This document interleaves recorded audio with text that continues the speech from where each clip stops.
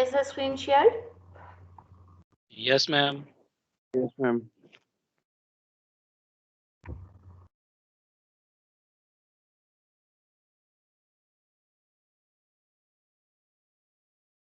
Okay, last time we were discussing about different microcontrollers and we discussed about the families of the AVR microcontroller. तो उसमें हमने 4 जो families हैं उनको discuss किया था, जिसमें हमारे पास क्लासिक थी और हमारे पास एटमेगा की सीरीज थी, उसके अलावा हमारे पास स्पेशल और टाइनी, ये हमने 4 जो हैं वो डिस्कस की थी।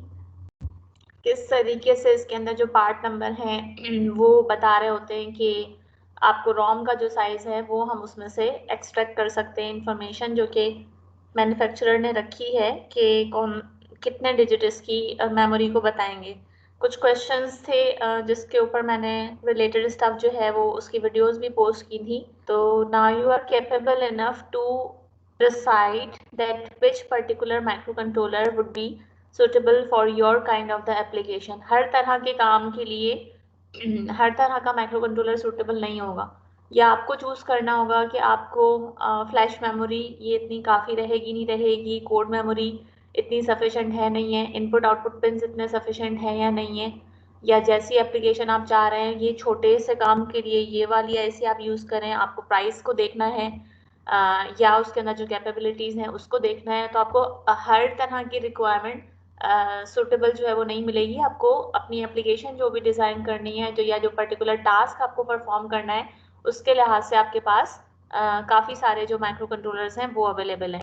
लास्ट जो हम जहाँ पर हमने टॉपिक कंक्लूड किया था वो ये था कि आपको मैंने कहा था कि इसके जो एड्रेसेस हैं उनको आप वेरीफाई करें, क्योंकि जो माइक्रो कंट्रोलर की चिप है उसमें जो रोम लगी हुई होती है इसकी ऑर्गेनाइजेशन में और जो सिंपल मेमोरी की चिप आती है रोम की, उसमें क्या डिफरेंस हमने डिस्कस किया था, दोनों में क्या डिफरेंस होता है? मैम कोड वगैरह का डिस्कस किया था और मेमोरी का। नहीं, स्पेसिफिक डिफरेंस क्या हमने डिस्कस किया था ऑर्गेनाइजेशन के पॉइंट ऑफ व्यू से? नंबरिंग का मैम। नहीं,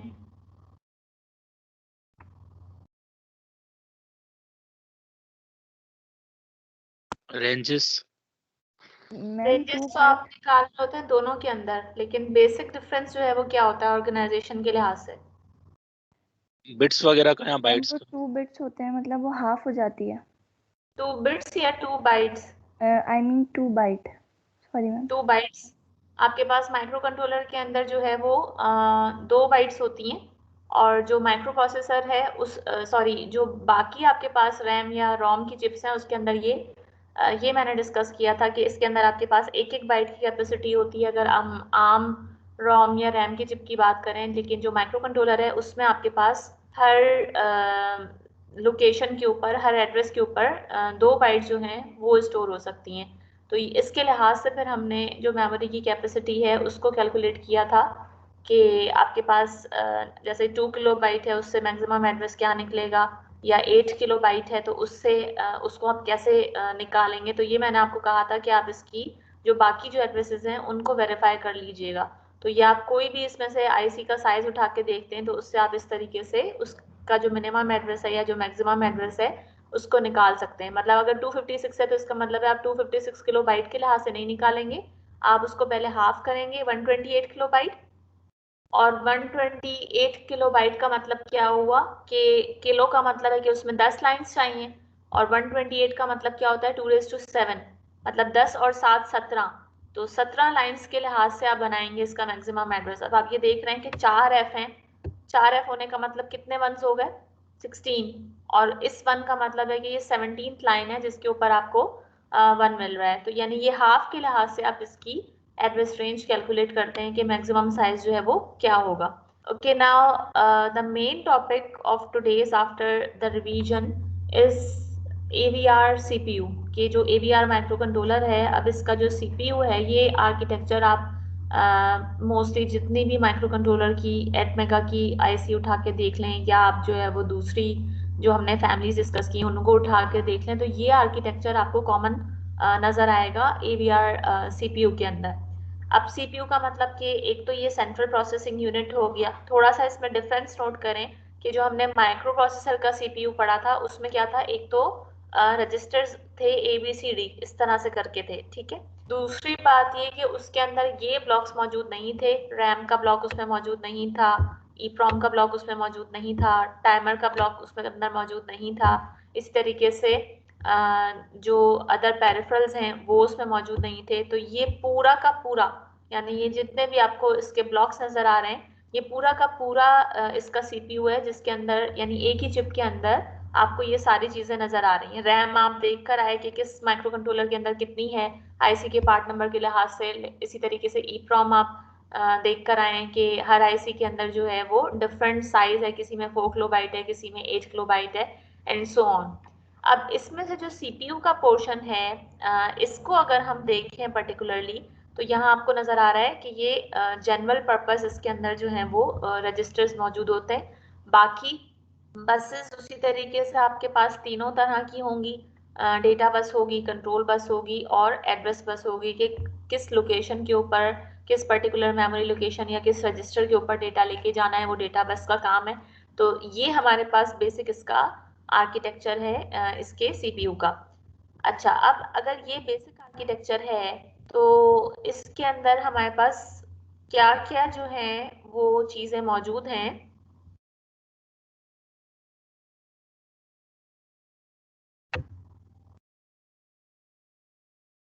मैम जी मैम हम सेपरेट क्यों दिखा रहे हैं यहाँ पे? जैसे EEPROM अलग से दिखा रहे हैं, फिर रैम वगैरह अलग से दिखा रहे हैं यहाँ पे। कंप्यूटर के उसमें तो हम ऐसा नहीं करवाते। कंप्यूटर के अंदर आप जो है वो उसको खोल के नहीं देखते, पर ये चीजें होती तो है ना। अगर आप सेपरेटली यस उसको मैम। डिस्कस नहीं करेंगे तो आपको समझ में कैसे आएगा कि इसके अंदर है क्या क्या। वो तो आपको एक आईसी फैब्रिकेट हुई भी नजर आ रही होती है ना। तो ओके अगर मैम। आप इंडिविजुअली नहीं समझेंगे, अब जैसे अगर आपको कहा जाए कि टीवी के अंदर स्पीकर का सेक्शन जो है वो अलग है, उसका जो रिसीवर सर्किटरी है वो अलग है, तो उससे कंबाइन करके कोई डिवाइस बन रही होती है ना। Yes ma'am. तो इसी तरीके से ये आपके पास जो है वो कंबाइन करके आईसी के अंदर क्या क्या चीजें मौजूद हैं। अच्छा, अब इसके अंदर जो जनरल पर्पस रजिस्टर्स हैं, ठीक है, जनरल पर्पस रजिस्टर्स जो हैं ये यहाँ पे पिंक से इंडिकेट हुआ हुआ है कि जनरल पर्पस रजिस्टर्स हैं। टोटल जनरल पर्पस रजिस्टर्स हमारे पास होते कितने हैं माइक्रो कंट्रोलर के अंदर? हमारे पास होते हैं टोटल 32, ठीक है। अब ये जो 32 है उनको नाम कैसे दिया गया है? R0, R1, R2 up to, क्योंकि नॉट से शुरू किया, R0 से शुरू किया है, तो ये जाएंगे R31 तक। हर रजिस्टर का एक अपना पर्टिकुलर एड्रेस है। जैसे अगर मैं बात करूं R0 रजिस्टर की, तो इस रजिस्टर का जो एड्रेस है वो क्या कहलाएगा? वो कहलाएगा 000, ठीक है। इसी तरीके से जो है वो जो R1 रजिस्टर है उसका एड्रेस क्या होगा? These are consecutive memory locations. आपके पास, क्योंकि ये हम रजिस्टर्स की बात कर रहे हैं, टेम्पररी मेमोरी स्टोरेज की बात कर रहे हैं, तो either you call them as temporary memory storage locations or you can call them as registers। Register का मतलब हो गया कि आप उसके नाम से उसको बुला रहे हैं, और अगर आप उसके एड्रेस की बात करें तो वो फिर पर्टिकुलर एड्रेस, जैसे एक स्ट्रीट के अंदर डिफरेंट घर होते हैं, तो या तो आप उस घर में रहने वाला कोई भी जो फैमिली हेड है उसके नाम से के बातें नहीं कर रहे हैं आपस में। अगर आई विल म्यूट ये हिंयर शर्ट पाई थो ना पावन बोले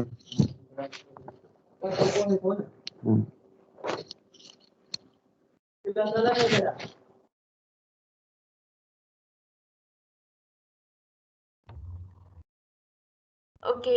तो उसमें आपके पास जो एड्रेसेस हैं, मैं बात कर रही थी कि किसी स्ट्रीट के अंदर डिफरेंट घर हैं, तो या तो जो है वो आप इस तरह से पहचान रहे होते हैं कि ये फलाने साहब का घर है नाम से, या फिर उसका जो पर्टिकुलर एड्रेस है उससे आप दोनों तरीके से उसको आइडेंटिफाई कर सकते हैं या लोकेट कर सकते हैं। सिमिलरली अगर R0 कहा जाए तो उसका एड्रेस हो गया 00, R1 जो है उसका एड्रेस हो गया 01।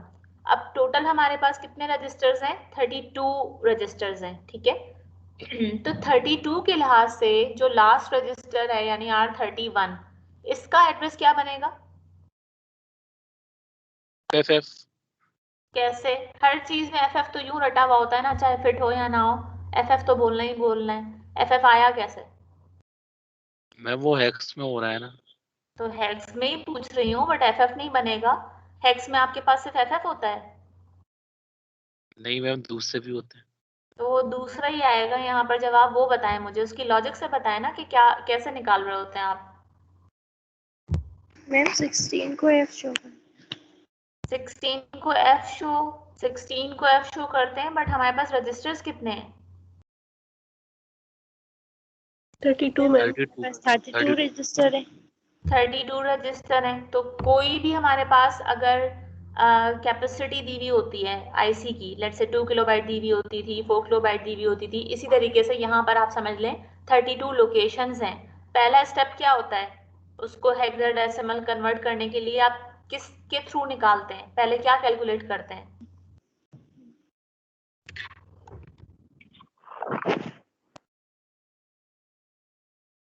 कैसे निकालते थे कि 2 किलोबाइट के लिए मैक्सिमम हेक्साडेसिमल एड्रेस क्या बनेगा? मैम ये 1 0 किलोबाइट। से मैम पहले मैम मिनिमम मेमोरी साइज को मतलब ब्रेक करते थे। किसमें ब्रेक मैम करते थे? बिट्स को कंपेयर मैम 2 करते थे। पावर्स में ब्रेक करते थे, एक तो 1024 की पावर। ठीक है, तो ये 32 को अगर मैं 2 की पावर में ब्रेक करूं तो 2 to the power what is equal to 32? 2 power 5 ma'am. 2 power 5। ठीक, तो 2 की पावर जो 5 है वो हमारे पास 32 के इक्वलेंट होता है। ठीक, अब इसके लिहाज से जो मिनिमम एड्रेस है, लेट्स से कि वो आपका बन गया 0x हेक्साडेसिमल। ठीक, फिर आप अगर इसको मैक्सिमम एड्रेस की तरफ लेके जाएंगे तो कितनी लाइंस पर आपको 1 रखना पड़ेगा? 5 मैम। 5 लाइंस के ऊपर। ठीक है, अब अगर इसको मैं 5 लाइंस के ऊपर 1 रखूं तो ये जो एड्रेस है ये हेक्साडेसिमल में क्या बन जाएगा? ये तो हो गए 4 1। ठीक है, और मैंने इसको एक और 1 दे दिया, इस तरीके से ये हो गया आपके पास 5 1। बाकी मैं इसके साथ 0 लगा दूं जितने चाहूं। ये आपके हेक्स डिजिट को बनाने के लिए हो गया, और लेट्स से मैंने 1F बनेगा। Right. So this should be on your fingertips. We have done various examples for this. तो अभी हमारे पास हो गया 0 0 0 सॉरी 1 F। इसका मैक्सिमम एड्रेस बना अगर हमारे पास टोटल कितने रजिस्टर्स हैं? 32 रजिस्टर्स हैं। ठीक, तो इसलिए आपको जो यहाँ पर नजर आ रहा है कि एड्रेस जो है वो क्या होगा इसका, हम ये जो करते हैं ना मैपिंग, कि आपके पास ये जो पूरे एड्रेसेस हैं कि पहले क्या चीज़ आती है बाद में क्या चीज़ आती है, इसको हम कहते हैं, ये चीज़ कहलाती है एड्रेस स्पेस। यानी पहले आपके रजिस्टर्स एलोकेट हुए हैं इस सीपीयू के अंदर, जो कि 32 रजिस्टर्स हैं R0 से लेकर R31 तक। ये इस एड्रेस स्पेस के अंदर सबसे पहला जो सेगमेंट है वो रखा गया है जनरल पर्पस रजिस्टर्स के लिए, और इस जनरल पर्पस रजिस्टर्स को हम एब्रिविएट करते हैं, क्योंकि ये जनरल का आ गया G, पर्पस का आ गया P, और रजिस्टर्स का आ गया R। ठीक है, तो यानी AVR माइक्रो कंट्रोलर में हमारे पास 32 रजिस्टर्स होते हैं, और उन 32 रजिस्टर्स को अगर हम मैप अप करें एड्रेस स्पेस के अंदर तो एड्रेसेस बनते हैं 00 से लेकर 1F तक। ये 1F आया कैसे? क्योंकि हमारे पास ये 32 रजिस्टर्स हैं। अब इनका नाम जो है वो जनरल पर्पस रजिस्टर ही क्यों है? क्योंकि हम इससे कोई भी जनरल पर्पस या जनरल कोई भी काम करवा सकते हैं। मतलब हम इन रजिस्टर्स के थ्रू एडिशन करवा सकते हैं, हम इन रजिस्टर्स में डेटा रख सकते हैं जो कि हमें सब्ट्रैक्शन के लिए चाहिए हो, हम इन रजिस्टर्स में रख सकते हैं वो डेटा जो हमें मल्टीप्लिकेशन के लिए चाहिए, या हमें वो डेटा जो हमें डिवीजन के लिए चाहिए, या हमें कोई लॉजिकल ऑपरेशन करवा रहा है, 2 नंबर्स का और करवाना है, तो वो डेटा हम इन रजिस्टर्स के अंदर रख सकते हैं। तो यानी ये रजिस्टर्स आपके किसी भी जनरल टाइप की कैलकुलेशंस के अंदर यूज हो सकते हैं। अगर हम कह रहे हैं कि जनरल रजिस्टर्स हैं तो इसका मतलब है कि इसका काउंटर पार्ट भी होगा।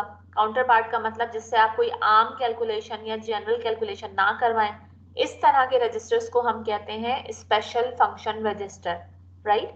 और स्पेशल फंक्शन जो रजिस्टर हैं उसके अंदर मोस्टली आपके उसको हम स्टैंडर्ड आईओ रजिस्टर भी कहते हैं। यानी इसके बाद ये टोटल जो आपकी मेमोरी है, अगर यहाँ पे एड्रेस गिवन है 4 टाइम्स F, इससे क्या आप रिवर्स प्रोसीजर करके बता सकते हैं जैसे हमने अभी तक तो ये करते आए हैं ना हम कि टोटल साइज आपको गिवन है, तो उससे आप ये बता रहे होते हैं कि इसका मैक्सिमम एड्रेस क्या है।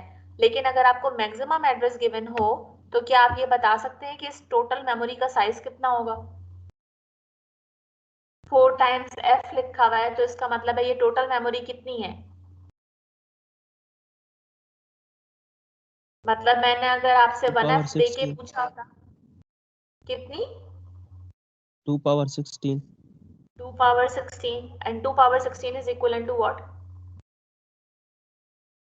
ये तो सही है कि आपके 4f हैं, 4f का मतलब 16 लाइंस पे हाई है, 16 लाइंस का मतलब 2 raised to 16.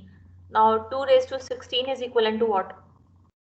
64 kilobyte. 64 kilobyte.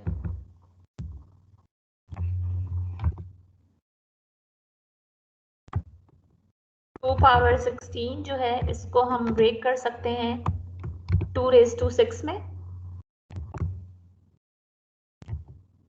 और 2 raised to 10. ठीक है, 2 raised to 6 जो है वो 64 के बराबर होता है, और 2 raised to 10 जो है वो किलोबाइट के बराबर होता है। ठीक, तो इसका मतलब ये हुआ कि ये जो टोटल मेमोरी स्पेस आपके पास अवेलेबल है जो कि AVR एक्सेस कर सकता है वो 64 किलोबाइट है। उसको 3 सेगमेंट्स में इन्होंने तोड़ा है 3 सेगमेंट्स में तोड़ा कि जो पहला सेगमेंट है वो रिजर्व किया इन्होंने जनरल पर्पस रजिस्टर के लिए जिसमें 32 रजिस्टर्स हैं। अब उसमें 32 रजिस्टर थे तो हमने उससे साइज निकाल लिया, एड्रेस निकाल लिया कि मिनिमम 00 होगा, मैक्सिमम 1F होगा। 1F के बिल्कुल बाद वाला जो एड्रेस है वो क्या होगा? अगर आपको एक इजाफी एड्रेस फाइंड आउट करना होता है तो आप क्या करते हैं? मतलब अगर मैं कहूँ कि मैं ऐड करवा देंगे, ऐड करवा देंगे, 2F क्या ऐड करवाते हैं उसके अंदर? 2F करवा देंगे, 2F कर देंगे एक नंबर, नहीं नहीं नहीं, रजिस्टर ऐड करवा देंगे। रजिस्टर ऐड करवा देंगे या आप जिस भी एड्रेस पर हैं, लेट्स से मैं कहूँ कि मैं इस वक्त जो है वो 18 एड्रेस के ऊपर हूँ, तो इसके बाद वाला एड्रेस जो है वो क्या होगा? 18 के बाद वाला 19 होगा obviously. obvious. Then why this obvious is not coming in that question where I'm asking about what would be the next address after 1F? How did you get it? You get it by adding what? What did you add it here? 1. नहीं, वो obvious वाला जो student था वो जो कह रहा था वो बताए, इसमें आपने क्या ऐड किया? मैम सिंपली नंबर ऐड करवाया हमने। नंबर कौन सा, उसकी वैल्यू बताओ ना। मैम 1 ऐड करवाया। 1 ऐड करवाया, then it becomes 19, right? 19, Similarly, yes. 19, right? Similarly, when you have the number 1F, what will you add here in order to get the 2F, next? 2F। यहाँ पे गलती कर रहे हो ना, देखो 1F के अंदर जब हम 1F के अंदर 1 ऐड करेंगे, let me right like this, इसके अंदर मैं 1 ऐड कर रही हूँ, ठीक है?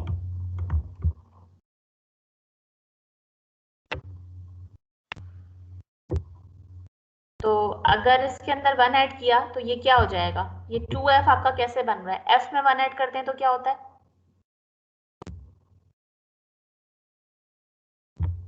F में 1 ऐड करते हैं तो क्या होता है?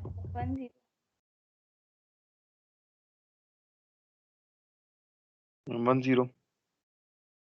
10। अब ये जो है 10 का मतलब कि आपके पास जो है 0 इधर आएगा और 1 कहाँ पे जाएगा? कैरी मैम, कैरी हो जाएगा। तो 1 और 1 जो कैरी वाला ऐड होगा तो वो क्या बन जाएगा? 0. 2F नहीं बनेगा, 20 बनेगा। क्यों? क्योंकि आपके पास जो है जब आप एडिशन कर रहे हैं तो इसके अंदर जो है वो क्या हो रहा है?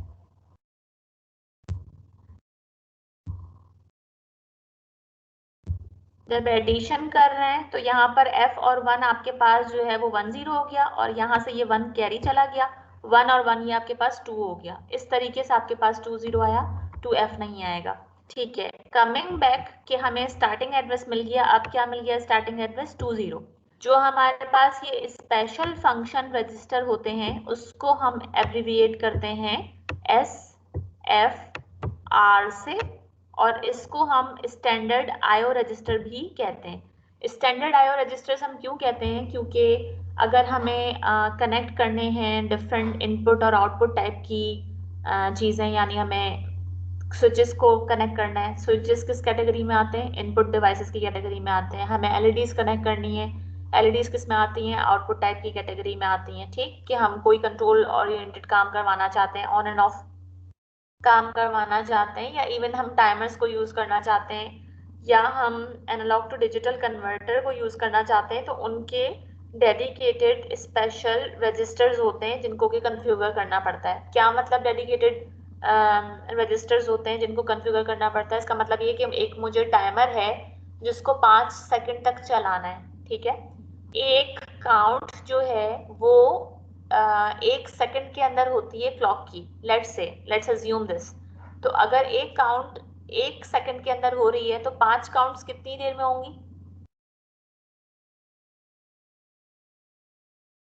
5 सेकंड। 5 सेकंड में। या इसको मैं अगर उल्टा करके पूछूं, रिवर्स करके पूछूं कि आपको एक काउंट 1 सेकंड में मिल रही है तो आपको कितनी दफा टाइमर को चलाना पड़ेगा, कितनी काउंट्स तक चलाना पड़ेगा 5 सेकंड बनाने के लिए? 5 टाइम।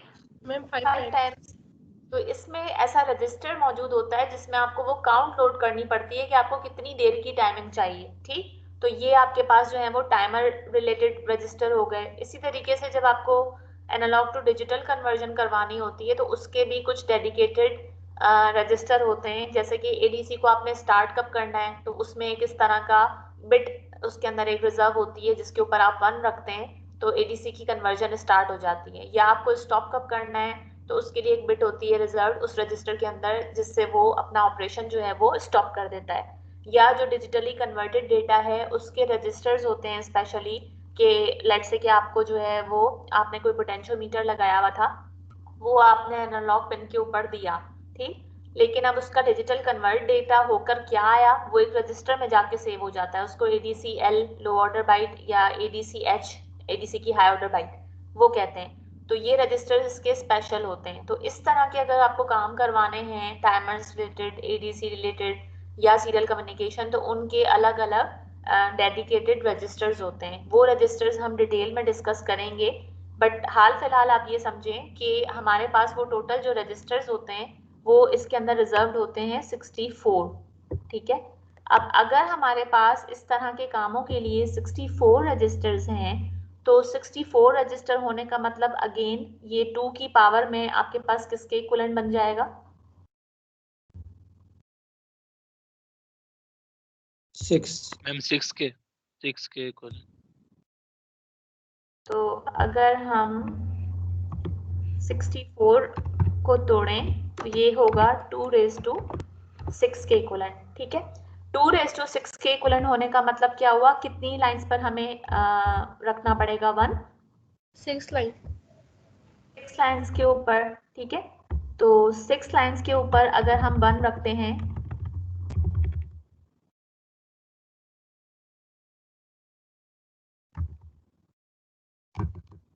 हो गई 2 लाइंस और ये हो गई 4 लाइंस, ठीक है।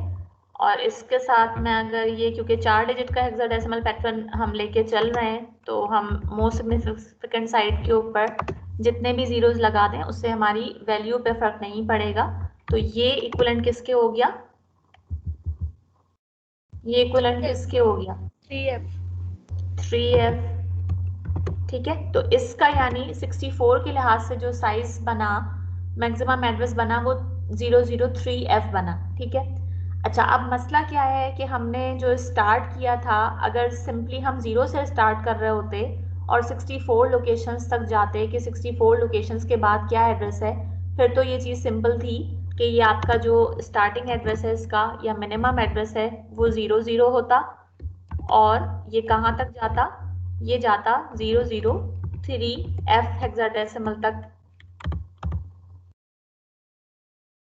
जाता अगर हम 0 से स्टार्ट कर रहे होते, ठीक है।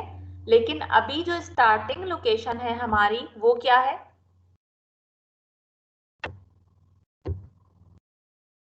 ये जो स्टार्टिंग लोकेशन है हमारी वो क्या है, क्योंकि हम 32 शुरू की रिजर्व कर चुके हैं ना, 1F शुरू तक के रिजर्व हो चुके हैं, 20 तो अब हम 20 से स्टार्ट कर रहे हैं, 0 से तो स्टार्ट नहीं कर रहे। तो अगर स्टार्ट हम 20 से कर रहे हैं और 64 लोकेशन से हमें आगे जाना है, तो हमें क्या करना चाहिए फाइनल एड्रेस मालूम करने के लिए?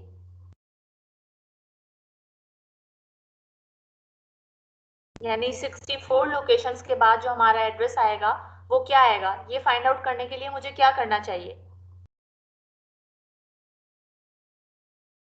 20 ऐड करेंगे 3F में। 20 को हम ऐड कर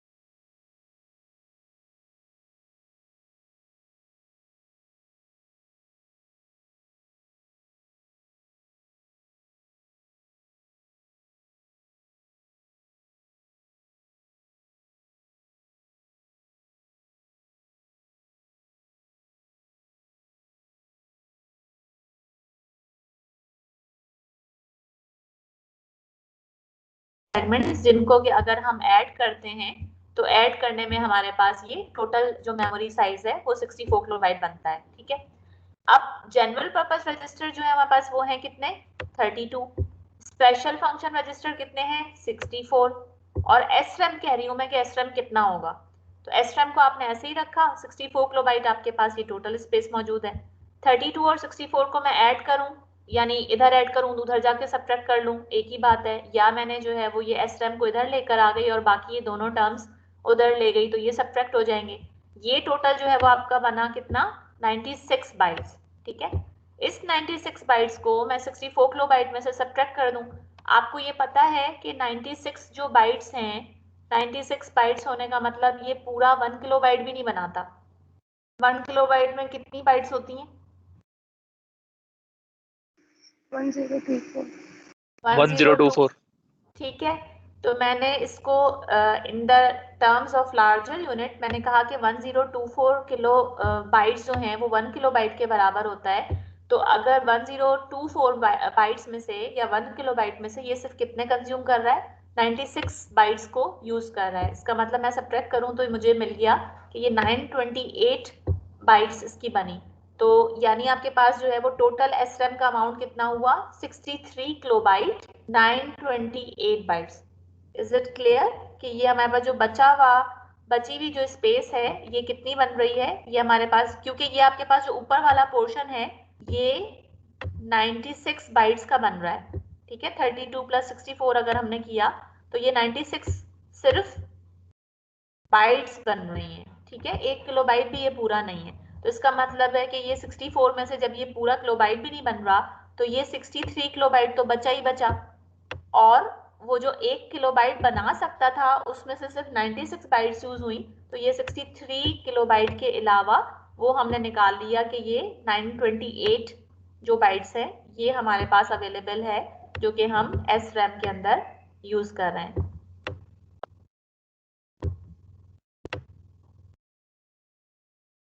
ठीक है, तो ये आपके पास पोर्शन जो है वो अवेलेबल है।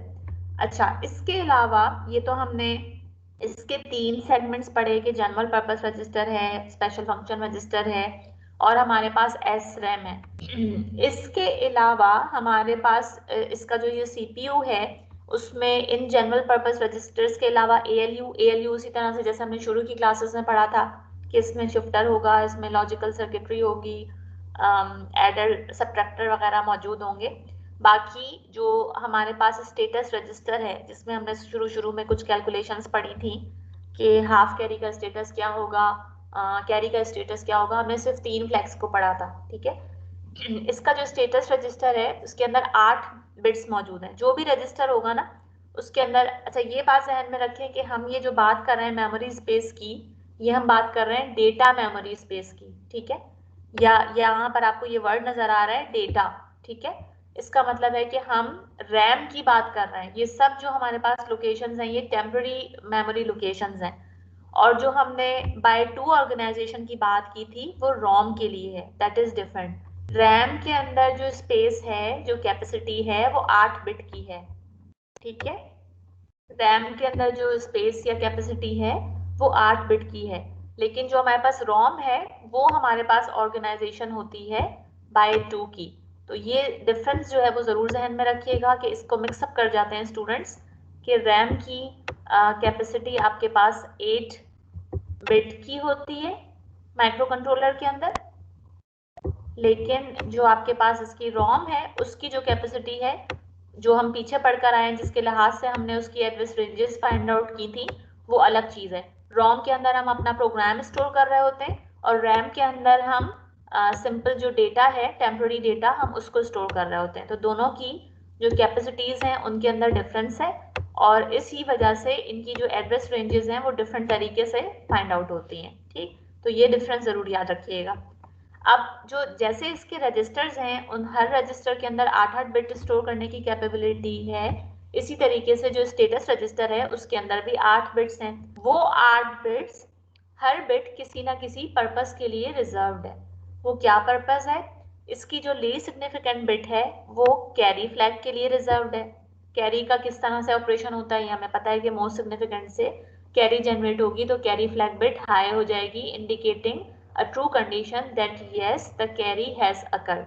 जीरो फ्लैग, ये भी हम पढ़कर आए कि जीरो फ्लैग का क्या मतलब है कि जब भी कोई कैलकुलेशन, जो भी आपने रीसेंट कैलकुलेशन परफॉर्म की, if it is yielding the result of zero, then zero flag will indicate this condition by putting a 1 on this flag, indicating a true condition that yes the result is zero from the recent calculations. फिर हमारे पास आता है negative flag.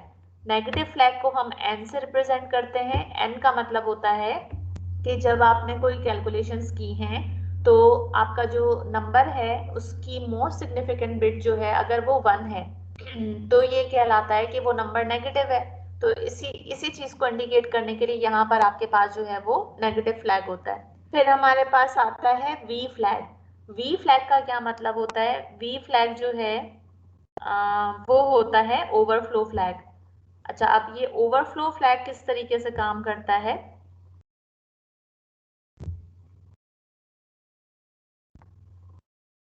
जब हमारे पास कोई दो numbers होते हैं, दो लेट्स से कि दो पॉजिटिव नंबर हैं या दो नेगेटिव नंबर हैं, ठीक है, ये वाला जो केस है इसके अंदर आप देख रहे हैं कि ये मैंने 1 को हाईलाइट किया हुआ है मोस्ट सिग्निफिकेंट बिट के ऊपर, ठीक है।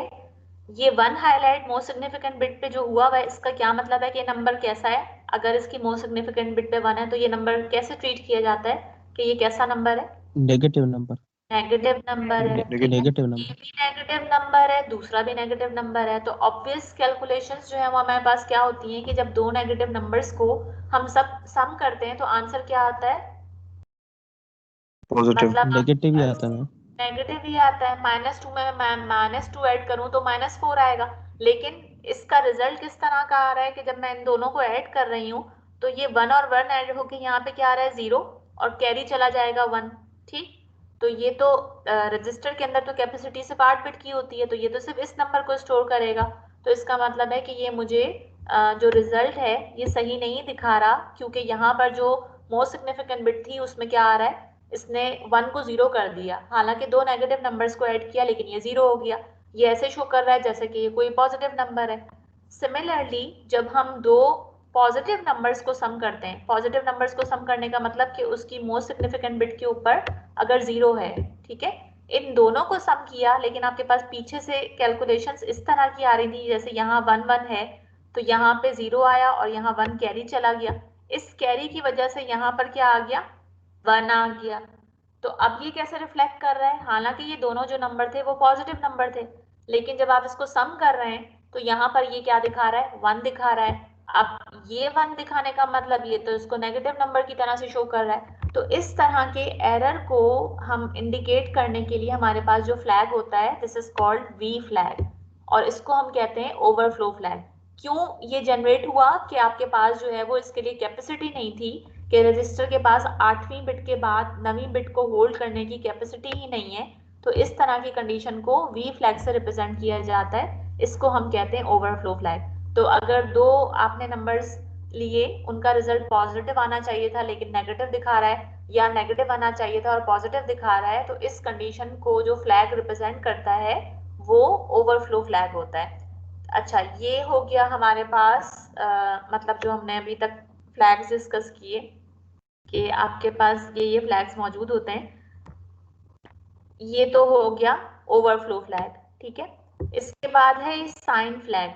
साइन फ्लैग जो है वो सिंपली होता है इन दोनों का एक्सक्लूसिव और। किन दोनों का?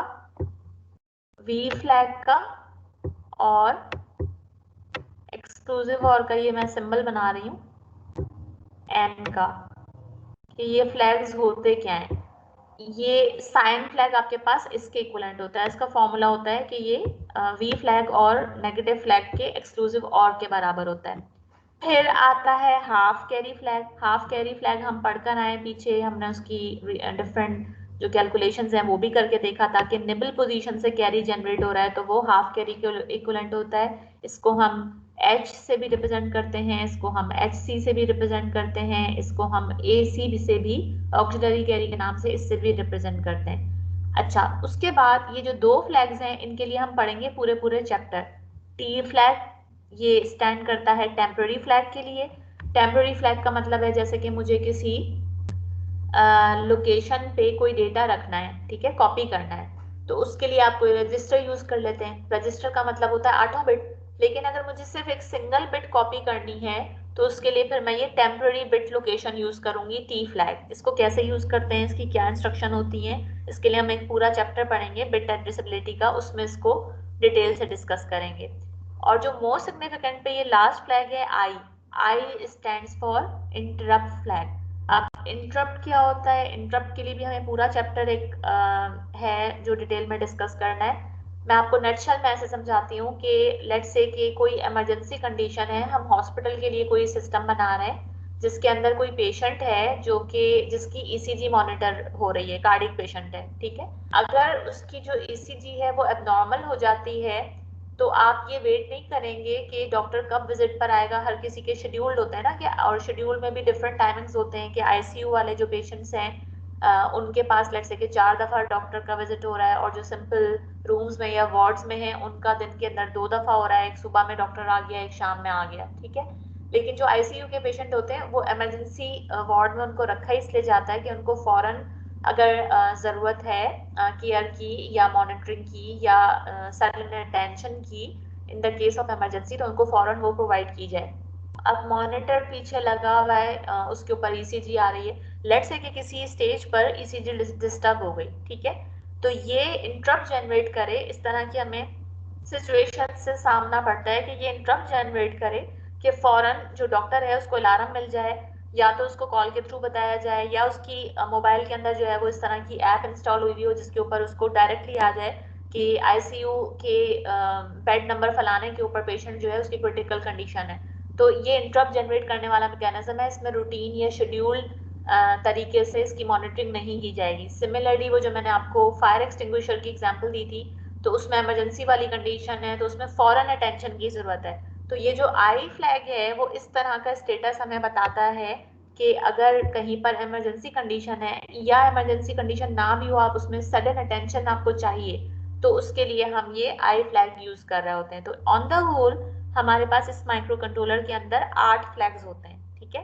Carry flag, zero flag, negative flag, overflow flag, sign flag, half carry flag, temporary bit flag और इंटरप्ट फ्लैग। इसको हम कलेक्टिवली कहते हैं कि ये हमारा फ्लैग रजिस्टर है, या इसको हम स्टेटस रजिस्टर भी कहते हैं, जिसको हम एब्रीविएट करते हैं स्टेटस को एस से, और REG का मतलब है रजिस्टर, यानी स्टेटस रजिस्टर के किस तरह की कैलकुलेशंस हुई हैं, क्या स्टेटस है, उसके लिए हमारे पास 8 बिट्स हैं। प्रोग्राम काउंटर यहाँ पे भी मौजूद होता है।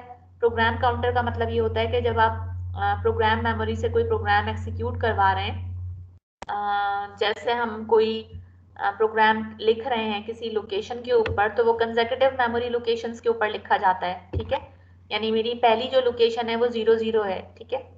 इसके बाद जो दूसरी जो लोकेशन होगी वो इसको एड्रेस करना पड़ेगा, इसके कंटेंट्स को फैच करना पड़ेगा, इस पे क्या डेटा लिखा हुआ है। इस तरीके से आपका प्रोग्राम एक्सिक्यूट होता है इन द सिक्वेंशियल मैनर कि वो पहली इंस्ट्रक्शन यहाँ से उठाएगा, फिर उसके बाद वाली जो है वो सिक्वेंशियली एड्रेसेस से उठाएगा। तो क्या हर दफा हमें उठाने का मतलब ये है कि इसके कंटेंट्स को फैच करना है, इसके डेटा को फैच करना है, तो एड्रेस के ऊपर ये जनरेट होना चाहिए, एड्रेस बस के ऊपर। तो एड्रेस बस पे क्या हमें बैठ के मैनुअली एड्रेस जनरेट करवाना पड़ेगा? नहीं। जब आप माइक्रो प्रोसेसर या माइक्रो कंट्रोलर डिवाइस यूज कर रहे हैं तो इसका मतलब है कि वो एक ऑटोमेटिक डिवाइस है, इसको खुद से ये काम करना चाहिए कि ऑटोमेटिक जो एड्रेसेस हैं उनको जनरेट करे। तो ये जनरेट करना, इसमें एक यानी एक तरह का अगर ये काउंटर हो, आपने देखा ना काउंटर का क्या काम होता है कि वो नेक्स्ट लोकेशन नेक्स्ट काउंट कर रहा होता है, तो इसी तरीके से हम यहाँ पर काउंटर को यूज करते हैं, लेकिन क्योंकि वो पॉइंट आउट करेगा हर दफा कि अब इस लोकेशन का डेटा फैच करना है पहली दफा, उसके बाद जो है वो दूसरी लोकेशन का डेटा फैच करना है। और ये सब किसकी बात हो रही है? ये बात हो रही है प्रोग्राम मेमोरी की, ठीक है। तो जो प्रोग्राम मेमोरी है उसकी हर लोकेशन को फैच करने के लिए एड्रेस जनरेट करना, इसके लिए एक डेडिकेटेड रजिस्टर होता है, इसको हम कहते हैं प्रोग्राम काउंटर। और ये जो प्रोग्राम काउंटर है ये 16 बिट का रजिस्टर होता है। नोट द डिफरेंस कि ये 16 बिट का रजिस्टर होता है। क्यों ये 16 बिट का रजिस्टर होना जरूरी है? क्योंकि आपके पास जो मेमोरी का साइज है वो लेट्स से कि 64 किलोबाइट तक अगर जाना है तो इसका मतलब है कि उसमें 16 बिट्स की कैपेबिलिटी होनी चाहिए, क्योंकि 64 किलोबाइट का मतलब क्या होता है, 16 बिट्स की मदद से बनेगी ना 64 किलोबाइट, तो इसलिए आपका जो प्रोग्राम काउंटर है वो 16 बिट का होता है। इंस्ट्रक्शन डिकोडर माइक्रो प्रोसेसर में भी होता था, माइक्रो कंट्रोलर में भी होता है, और इसका वही फंक्शन होता है कि जो भी फेच की इंफॉर्मेशन उसको पहले इंस्ट्रक्शन रजिस्टर में रखा और फिर इंस्ट्रक्शन डिकोडर बताए उसके मीनिंग निकाल के कि अच्छा ये 1s और 0 का पैटर्न आया है तो ये एडिशन के लिए है या ये सब्ट्रैक्शन के लिए है, किस इंस्ट्रक्शन के लिए, तो वो इंस्ट्रक्शन डिकोडर जो है वो अपनी डिक्शनरी खोल के बता के देगा इसको कि क्या ऑपरेशन है जो कि परफॉर्म करना है। तो ओवरऑल हमारे पास ये जो AVR का CPU है उसके अंदर आपके पास ये 3 सेगमेंट्स हो गए, general purpose register, special function register और SRAM। बाकी आपके पास जो है program counter, instruction decoder, flag register, ये सारी चीजें हो गई। अच्छा, अब जब हम बात करते हैं कि हमारे पास ये जो स्पेशल फंक्शन रजिस्टर्स हैं, ठीक है, ये स्पेशल फंक्शन रजिस्टर्स किस किस तरह के हो सकते हैं, जिसमें मैंने आपको एग्जांपल दी किसकी, मैंने आपको इसमें एग्जांपल दी कि आपके पास ADC से रिलेटेड रजिस्टर्स हो सकते हैं, आपके पास टाइमर से रिलेटेड रजिस्टर हो सकते हैं, इसी तरीके से हमारे पास पोर्ट्स होते हैं। पोर्ट्स का मतलब आपने आईसीस तो देखी, जो मैंने आपको पिक्चर्स भी दिखाई थी आईसीस की। आईसीस में तो खाली आपको क्या नजर आ रहा होता है, पिन्स नजर आ रही होती है ना, कि दोनों साइड के ऊपर ये DIP पैकेज है तो आपको दोनों साइड के ऊपर उसमें पिन्स नजर आ रही होती हैं, राइट। तो जब आपको इसमें पिन्स नजर आ रही होती हैं, 40 पिन की ऐसी है तो 20 पिन्स एक तरफ होंगी, 20 पिन्स जो है वो दूसरी तरफ होंगी। इसमें होते हैं 4 पोर्ट्स। 4 पोर्ट्स का मतलब जिससे कि आप अपनी LEDs को कनेक्ट कर सकें, स्विचेस को कनेक्ट कर सकें। तो ये जो 4 पोर्ट्स हैं इनको हम नाम देते हैं port A, port B, port C, port D, ठीक है, इनको हम नाम देते हैं port A, port B, port C और पोर्ट D। इसका क्या मतलब है, हर पोर्ट के अंदर 8 पिन्स होंगी, ये जो मैंने ब्रैकेट में लिखा है, पैरेंथेसिस में लिखा है, इसका मतलब है हर पोर्ट के अंदर 8 पिन्स होंगी। यानी अगर मैं कहूं कि मुझे पोर्ट A पर LEDs लगानी है तो पूरा पोर्ट A अगर आप यूज करेंगे तो उसमें आप कितनी LEDs लगा सकते हैं? 4 क्यों? 8 अगर बिट्स हैं, 8 अगर पिन्स हैं तो आप 4 ही लगा सकते हैं, 8 ही लगाएंगे, ठीक है। तो ये जो पोर्ट पिन्स होती हैं, यानी हमारे पास अगर 4 पोर्ट हैं और चारों के चारों 8-8 पिन्स के हैं तो इसका मतलब हमारे पास टोटल नंबर ऑफ पिन्स कितने हो गए चारों पोर्ट्स के कलेक्टिवली? 32 पिन्स हो गए। ये जो 32 पिन्स है हमारे पास इन चारों पोर्ट्स के, इनको हम, हमारी मर्जी है कि हम एज इनपुट यूज करें, हमारी मर्जी है कि हम इनको आउटपुट के तौर पर यूज करें। हम उससे LED भी लगा सकते हैं, हम उससे जो कोई स्विच है वो भी लगा सकते हैं, लेकिन ये काम करने के लिए हमें बताना पड़ेगा कि हम पोर्ट को एज इनपुट यूज करना चाहते हैं या हम उसको एज आउटपुट यूज करना चाहते हैं। अच्छा, अब बताना पड़ेगा तो बताएं किसको? वो बताने के लिए इन्होंने एक डेडिकेटेड रजिस्टर, जैसे हमने कहा ना स्पेशल फंक्शन रजिस्टर 64 होते हैं, तो ऐसे कौन से रजिस्टर्स हैं 64 जिसके अंदर हमें कोई इंफॉर्मेशन रखनी होगी? तो पोर्ट से रिलेटेड, हर पोर्ट से रिलेटेड हमारे पास 3 तरह के रजिस्टर्स होते हैं। हर पोर्ट से रिलेटेड हमारे पास 3 तरह के रजिस्टर्स होते हैं। वो 3 रजिस्टर्स कौन से होते हैं? एक रजिस्टर का नाम है DDR, जिसको हम कहते हैं data direction register, data direction register. अब ये डेटा डायरेक्शन रजिस्टर क्या करता है? ये आपके ऑपरेशन की डायरेक्शन को सेट करने के लिए इस्तेमाल होता है। डायरेक्शन का मतलब क्या है कि आप उसको इनपुट के तौर पर यूज करना चाहते हैं या आउटपुट के तौर पर, इस चीज को हम कहते हैं डायरेक्शन, कि डेटा की डायरेक्शन क्या होगी। यानी अगर मुझे, अच्छा इसके साथ मैंने x क्यों लिखा है? क्योंकि हमारे पास टोटल नंबर ऑफ पोर्ट्स कितने, 4। तो अगर मैं पोर्ट A की बात करूं तो x का मतलब है कि ये वाला जो रजिस्टर है इसका नाम क्या होगा? इसका नाम हो जाएगा DDR-A, ठीक है। अगर मैं पोर्ट B की बात करूं कि मुझे पोर्ट B को कैसे यूज करना है इनपुट या आउटपुट के तौर पर, तो उसका पर्टिकुलर रजिस्टर जिसके थ्रू मैं यह बात बताऊं उसका नाम हो जाएगा DDR-B। अगर मैं पोर्ट सी की बात करूं तो उसका नाम हो जाएगा DDR-C, और अगर मैं पोर्ट डी की बात करूं तो उसका नाम हो जाएगा DDR-D। चलें, एक बात तो हमने समझ ली कि हमारे पास डायरेक्शन सेट करने वाला जो रजिस्टर होता है चारों पोर्ट्स के लिए, वो डेटा डायरेक्शन रजिस्टर होता है, और ए पोर्ट की बात करेंगे तो DDR-A से होगा। ठीक है। अच्छा, अब इस रजिस्टर का साइज क्या होता है? ये 8 बिट का रजिस्टर होता है। ये सारे जो रजिस्टर्स हैं ये वो 8 बिट के हैं, क्योंकि स्पेशल फंक्शन में हम अभी यहाँ से देख कर आए हैं कि जितने भी स्पेशल फंक्शन रजिस्टर्स हैं ये सब 8 बिट के रजिस्टर हैं। ठीक है। तो अगर ये 8 बिट का होता है तो इसमें हम लिखते क्या हैं और किस तरीके से कन्फ्यूगर करते हैं? लेट्स से कि मुझे जो डेटा ये जो पोर्ट ए है इसको मुझे आउटपुट के तौर पर यूज करना है। मतलब मैं चाहती हूँ कि पोर्ट ए की जो 8 पिन है उस पर मैं LEDs लगाऊं। ठीक है। तो इसके लिए हम क्या करते हैं कि अगर मुझे आउटपुट के तौर पर कॉन्फ़िगर करना है तो आउटपुट के लिए उस बिट के ऊपर आप लिखते हैं 1, अगर आउटपुट के तौर पर कॉन्फ़िगर करना है। उल्टा है, आउटपुट में लेटर O आता है ना स्टार्टिंग, आप ऐसे याद रखेंगे O जो है वो 0 से मिलता जुलता है, इसमें उल्टा पैटर्न रखते हैं 1। और जब आपको इनपुट के तौर पर कॉन्फ़िगर करना होता है, इनपुट में I आता है, I आप ऐसे याद रख सकते हैं सिर्फ याद रखने के लिए कि वो 1 से मिलता जुलता है, तो उल्टा है तो इसमें आपको 0 पुटअप करना होता है। तो अगर मुझे पोर्ट ए को यूज करना है एज आउटपुट, यानी मुझे LEDs लगानी है और 8 की 8 पिंस पे मुझे LEDs ही लगानी है, तो इस डेटा डायरेक्शन रजिस्टर ए के अंदर मुझे हर बिट पे आउटपुट के लिए, क्योंकि क्या पैटर्न रखते हैं हम, क्या बिट पैटर्न रखते हैं जो अभी अभी हमने सीखा? 1। 1 रखते हैं। तो इन 8 बिट्स के ऊपर मैं रखूंगी 1। इसका मतलब है मेरा DDR-A का जो पैटर्न बनेगा वो बनेगा FF।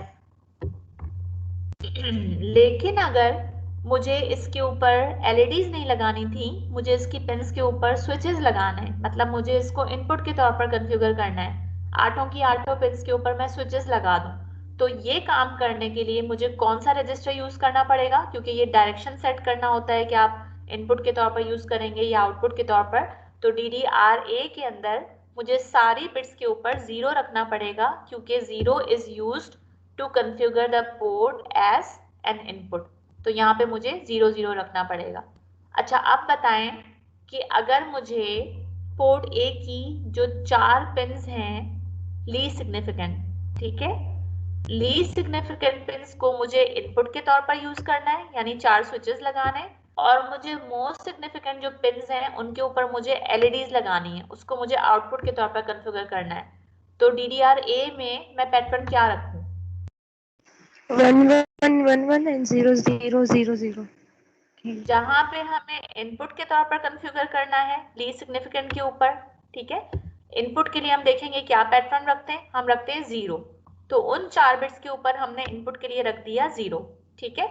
और जो मोस्ट सिग्निफिकेंट बिट्स हैं, क्योंकि हमें आउटपुट के तौर पर यूज करना है, तो आउटपुट के लिए रखते हैं हम 1, तो इन चारों को हमने कर दिया 1। तो इस तरह से DDR-A का जो पैटर्न हमारा बना वो बना F0, यानी आप किसी भी पोर्ट की किसी भी पिन को, आपकी मर्जी है कि आप उसे इनपुट के तौर पर यूज करें या आउटपुट के तौर पर यूज करें। फॉर एग्जाम्पल, अगर मैं आपसे कहती हूँ इसकी हर पिन ऑल्टरनेटिवली यूज हो, एक पिन इनपुट के तौर पर हो, एक पिन आउटपुट के तौर पर हो, एक पिन इनपुट हो, एक पिन आउटपुट हो, तो ये कॉन्फ़िगरेशन करने के लिए मुझे DDR में क्या रखना पड़ेगा? एक बिट के ऊपर मुझे 1 रखना पड़ेगा, एक बिट पे 0 रखना पड़ेगा। तो आपकी मर्जी है कि आप लीस्ट सिग्निफिकेंट पे 1 से शुरू करते हैं या 0 से शुरू करते हैं, कि आप उसको इनपुट बनाना चाहते हैं या आउटपुट बनाना चाहते हैं। तो ऐसे ये पैटर्न आपका बन सकता है। लेट्स से कि पहली लीस्ट सिग्निफिकेंट बिट पे हमने 1 रखा, तो इस लिहाज से ये बनेगा 5 5। लेकिन अगर लीस्ट सिग्निफिकेंट बिट के ऊपर मैं 1 के बजाय 0 रख रही हूँ, तो फिर ऑल्टरनेट करने में ये पैटर्न मेरा क्या बन जाएगा? AA। इसका मतलब है कि आप एक पिन पे LED लगा रहे हैं और एक पिन के ऊपर आप क्या लगा रहे हैं? स्विच लगा रहे हैं। तो ये हमने अभी सिर्फ जो DDR रजिस्टर है डायरेक्शन सेट करने वाला, कि हम उसको इस्तेमाल कैसे करना चाहते हैं, सिर्फ उसके बारे में पढ़ा है। लेकिन हमारे पास पोर्ट से रिलेटेड 2 रजिस्टर्स और होते हैं, ये अभी रहते हैं, ये फिर हम नेक्स्ट क्लास के अंदर कंटिन्यू करेंगे कि ये 2 रजिस्टर्स क्या होते हैं और इनको कैसे इस्तेमाल करते हैं। अटेंडेंस आई होप सबने कर ली होगी।